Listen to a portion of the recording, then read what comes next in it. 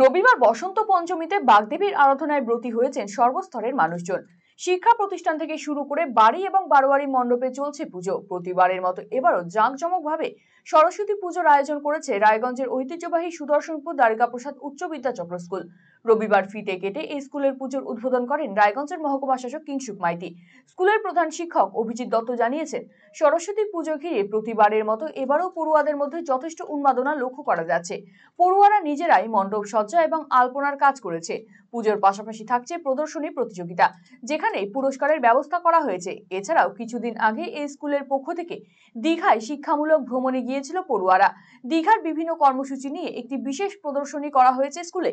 কন্যাশ্রী ক্লাবের মেয়েদের পরিচালনায় অনুষ্ঠিত হয়েছে খাদ্য উৎসব। পাশাপাশি সারস্বত মঞ্চে চলছে সাংস্কৃতিক অনুষ্ঠান।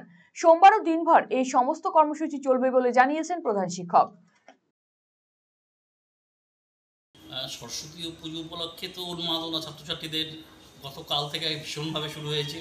ছাত্রছাত্রীরা নিজেরাই প্যান্ডেলের কাজ করেছে, ছাত্রছাত্রীরা আলপনা দিচ্ছে, এখনও দিচ্ছে। কালকে সারা রাত, প্রায় অনেক রাত পর্যন্ত আলপনা দিয়েছে, কিন্তু সেই আলপনা কুয়াশাতে নষ্ট হয়েছে, আবার শুরু করেছে ওরা।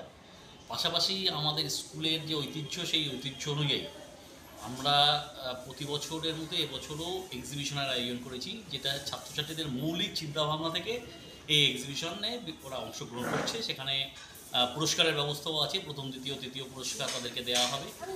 পাশাপাশি এবার আমরা কদিন আগেই ঘুরে এসেছি এক্সকারশনে, দীঘাতে গেছিলাম, ছাত্রছাত্রীরা দীঘাতে গেছিল।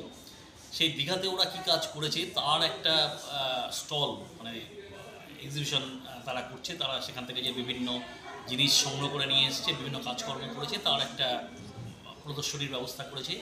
এছাড়াও কন্যাশ্রী ক্লাবের ছেলেমেয়েরা তারা এখানে একটা খাদ্য উৎসবের আয়োজন করেছে। কন্যাশ্রী ক্লাবের মেয়েরা মূলত অংশগ্রহণ করছে সেখানে। আর তার পাশাপাশি আমাদের সারস্বত মঞ্চ, সেখানে ছাত্রছাত্রীরা সাংস্কৃতিক অনুষ্ঠান করবে। এই সারাদিনের প্রোগ্রাম আজকে এবং কালকেও থাকছে এই প্রোগ্রামগুলো।